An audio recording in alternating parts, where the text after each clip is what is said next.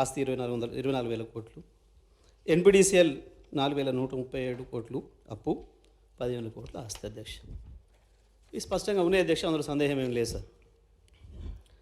అయితే విద్యుత్ పరిస్థితి ఏందనేది ఒకసారి చూసుకోవాలి అధ్యక్ష. ఆ రోజుకు విద్యుత్ ఏముంది, ఇవాళ ఏముంది?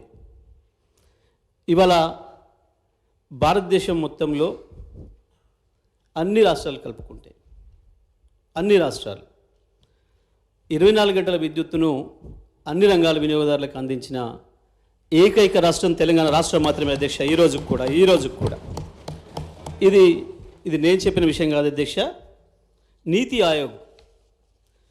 ఆయోగ్ తన state energy and climate index round 1లో 2022లో ప్రకటించిన విషయం అధ్యక్ష. Hours of electricity supply to industry 100 points ఇచ్చింది మనకి.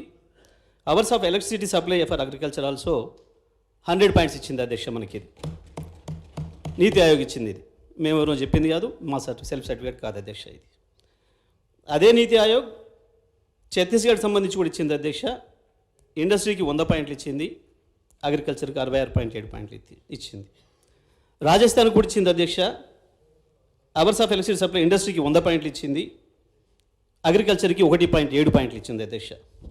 గుజరాత్ కూడా ఇచ్చింది అధ్యక్ష. ఇండస్ట్రీకి 100 పాయింట్లు ఇచ్చింది, ఎలక్ట్రిసిటీ అగ్రికల్చర్కి 11.4 పాయింట్లు ఇచ్చింది అధ్యక్ష. భారతదేశంలో కేవలం కేరళ, హిమాచల్ ప్రదేశ్, ఒడిశా, తెలంగాణ ఈ 4 రాష్ట్రాలు మాత్రమే విద్యుత్ విషయంలో 100 పాయింట్లు ఇచ్చింది అధ్యక్ష. ఇది నీతి ఆయోగ్ ఇచ్చింది, నేను చెప్పుకుంటుంది కాదు. పవర్ జనరేషన్కి సంబంధించి కూడా ఆనాటికి సమైక్య ఆంధ్రప్రదేశ్లో 2014 నాటికి 17,000 మెగావాట్ల విద్యుత్ సామర్థ్యం ఉంటే ఇవాళ తెలంగాణ ఒకటే 18,000 పైన విద్యుత్ సామర్థ్యం కలిగి ఉందనే విషయాన్ని కూడా నీతి ఆయోగ్ 2020లో చెప్పింది అధ్యక్ష, 22లో చెప్పింది అధ్యక్ష. ఇక అసలు విషయానికి వద్దాం అధ్యక్ష. తెలంగాణ రాష్ట్రంలో ఆనాడున్న పరిస్థితి, మొట్టమొదటి బలిపిల్లల కాంచి మొదలు పెడితే చదువుకోవడానికి పిల్లల పరీక్షలు వస్తున్నాయంటే తల్లిదండ్రులకే పెద్ద పరీక్ష. ఆనాడు కిరసనాయిలు దేవులాడుకొచ్చుకోవాలి, లేదా క్యాండిల్స్ కొనుక్కొచ్చుకోవాలి. ఇది పరిస్థితి అధ్యక్ష. ఇక మంచినీళ్ళ పరిస్థితి,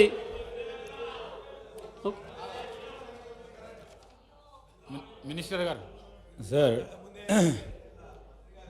2014 నుంచి నిన్న కూడా గౌరవ ముఖ్యమంత్రి గారు, గౌరవ ఉప ముఖ్యమంత్రి గారు, మా సభ్యులందరూ చెప్పారు అధ్యక్ష. నీటి వనరులకు సంబంధించి 2014 నుంచే మొదలైనవి.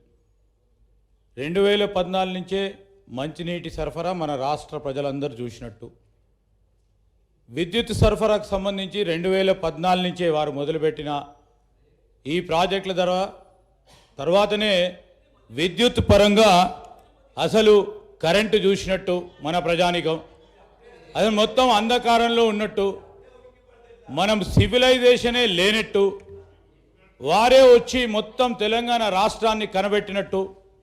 ఈరోజు ఎక్కడ కూడా రాష్ట్రంలో విద్యార్థులు ఎక్కడ కూడా విద్యుత్ పరంగా చదువుకోనట్టు చెప్తా ఉన్నారు అధ్యక్ష. నేను గౌరవ మంత్రి గారిని కోరుతా ఉన్నాను, వారు చేసిన ప్రగతిని చెప్పండి తప్ప 2014 కంటే ముందు ఏ విధంగా ఉందో మేము కూడా చెప్తాం అధ్యక్ష.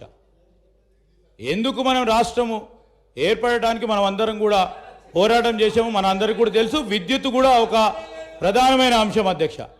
ఈరోజు వారు నేను ఎందుకంటే మొదలే మాట్లాడుతూ ఉన్న తరుణంలో మీరు ఎప్పుడు కూడా అధ్యక్ష మేము చెప్తా ఉన్నాం అధ్యక్ష, నిన్న డ్రింకింగ్ వాటర్ సప్లై గురించి కానీ ఫైనాన్సెస్కి సంబంధించి కానీ అసలు వారు లేకుంటే అసలు ఈ రాష్ట్ర ప్రజలే అసలు ఏది కూడా చూడనట్టు, ఏది కూడా అనుభవించినట్టు మాట్లాడుతున్నారు అధ్యక్ష. Please try to educate. వారు ఏమన్నారు, మా డీసీఎం గారు లేచి మీ సూచనలు మీ సలహాలు ఇవ్వమని కోరిండు.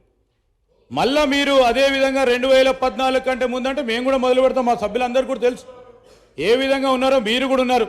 వారి ఇంట్లో ఇచ్చిన కరెంటు కూడా కాంగ్రెస్ పార్టీ అధ్యక్ష. ఈరోజు వారి ఇంట్లో ఇచ్చిన కరెంటు కూడా కాంగ్రెస్ పార్టీకి సంబంధించిన అధ్యక్ష. జగదీశ్వర్ రెడ్డి గారు. అధ్యక్ష నేను ఎక్కడ వచ్చిన డీవియేషన్ కానీ ఓ విమర్శకు కానీ నేను పోలేదు.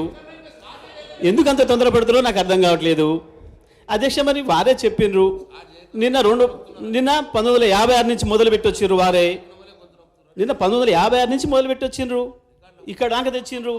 ఏ సంవత్సరం ఏం జరిగిందో కనీసం 14 ఉన్న పరిస్థితి చెప్పకపోతే ఇవాళ ఉన్నది ఎట్లా తెలుస్తుంది అధ్యక్ష? ఇవాళ ఏమున్నామో అర్థం చేసుకోవాలంటే ఆ రోజు ఏమున్నామో తెలుసుకోవాలి, ఆ రోజు ఏమున్నామో జ్ఞాపకం చేసుకోవాలి. అప్పుడే ఇవాళ ఏమున్నామో తెలుస్తుంది.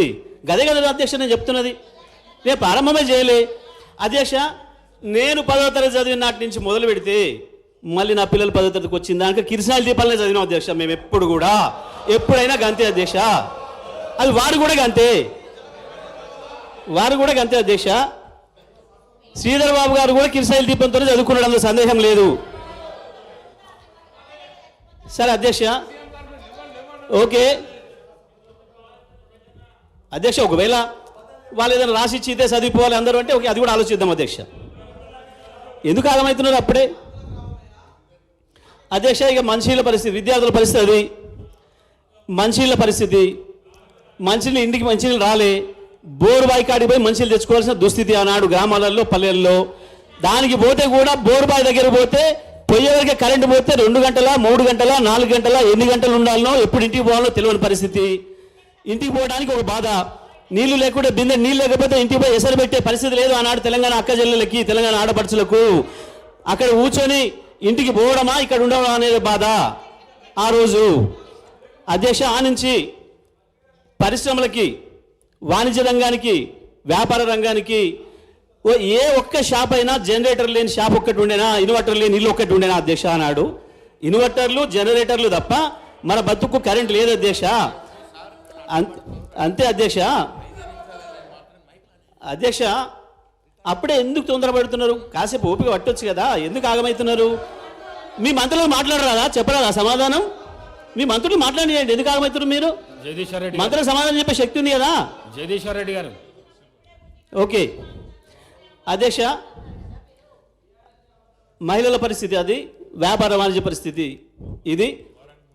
మంచిగా ఇక ఇండస్ట్రీస్ అయితే మీకు కూడా తెలుసు, ఇక్కడనే పాపం ధర్నా ప్రతిరోజు ఇండస్ట్రియలిస్టులు, ప్రపంచంలో పారిశ్రామికవేత్తలు కూడా ధర్నా చేసిన మొట్టమొదటి సందర్భం తెలంగాణలో మాత్రమే. ఆ రోజు సమైక్య ఆంధ్రప్రదేశ్లో, తెలంగాణలో, హైదరాబాద్లో మాత్రమే జరిగింది. ఇది ప్రపంచ రికార్డు అధ్యక్ష, అందులో సందేహమేం లేదు అధ్యక్ష.